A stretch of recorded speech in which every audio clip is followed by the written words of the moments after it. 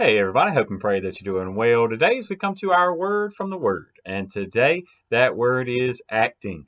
Acting. Now we're picking up where we left off last week. We were in 1 Kings 13 on Friday. If you're watching these daily, today being Monday, we're going to pick up in 1 Kings chapter 14. This week we'll make it through to chapter 17, where we'll meet Elijah and we'll see his first encounter with Ahab. But then we'll get into more details with Elijah next week. So some of this week again, I know some weeks I will roll on through, and then some weeks I'm like, well, I really want us to see all of these things going together. And even though our focus is on prayer and conversations with God, here also this week we're going to see a lot of word from the Lord. You'll see throughout these chapters over and over again a word from the Lord or according to the word of the Lord. And so some things that had already been spoken, and we see them coming true. And so some of these originated with prayer in the first place anyway. And so they were answers to prayers. Many we're going to see are also answers to judgment. And that's exactly what we're going to find today. Remember when we left off, said that Jeroboam, that his family was going to be wiped, just basically wiped out, and wiped out from the face of the earth because of his sin. And you'll see repeatedly this week, as I pray as you're reading through all these passages, that you'll see repeatedly that everybody's sin seems to be compared to Jeroboam's. So, man, I'd hate to be, we don't want to ever be living our lives in such a way that, man, our sin would be compared to everybody else's, and everybody else's is not as bad as ours. I mean, that's how evil he was.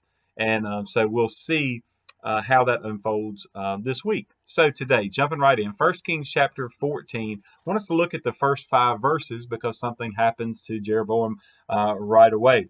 So 1 Kings chapter 14, looking at the first 5 verses. At that time, Abijah, the son of Jeroboam, became sick. And Jeroboam said to his wife, "Please arise and disguise yourself, that they may not recognize you as the wife of Jeroboam. And go to Shiloh. Indeed, Ahijah the prophet is there, who told me that I would be king over this people. Also take with you 10 loaves, some cakes, and a jar of honey, and go to him. He will tell you what will become of the child." And Jeroboam's wife did so. She arose and went to Shiloh and came to the house of Ahijah. But Ahijah could not see, for his eyes were glazed by reasons of his age. Now the Lord had said to Ahijah, "Here is the wife of Jeroboam, coming to ask you something about her son, for he is sick.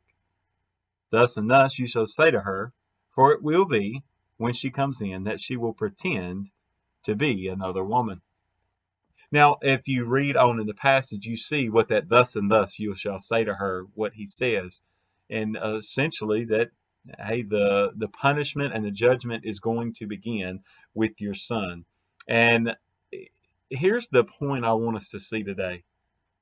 Jeroboam hadn't been seeking after the Lord, and his wife hadn't either.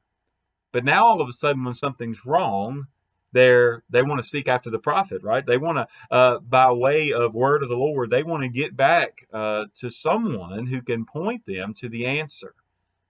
And I almost had that as our word today was answer, but I really wanted us to look more at the acting that was going on. Because now she's going to disguise herself so the people won't recognize her, and so that Ahijah wouldn't recognize her. But essentially, if they're coming to the Lord by way of a prophet, they're coming trying to make their way to God to find an answer. Why are they pretending who they are?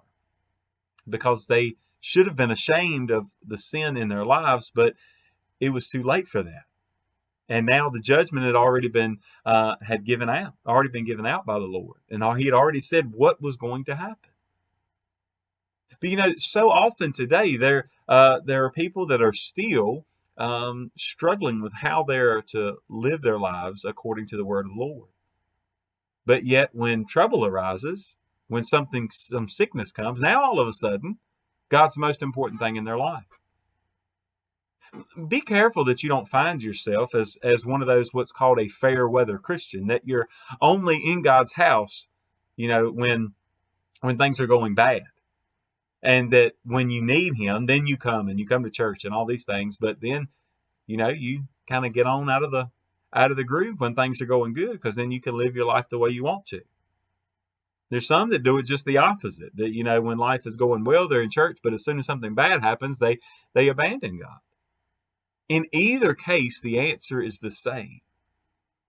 We are not to be pretending before the Lord, because He knows our hearts anyway. So no matter how good of an actor or an actress you may be, let's not try to pretend that we can fool God. Yeah, we may fool some people, and they may have thought they were going to fool this old prophet here that couldn't see, but they didn't realize that God had already spoken to him, and He knew exactly who they were. Just the same as He knows exactly who you are and exactly who I am. So today, let's not put on an act.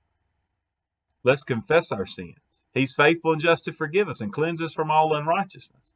So let's confess our sins and move forward in our prayer lives. Not acting like we're somebody else, but understanding exactly who we are.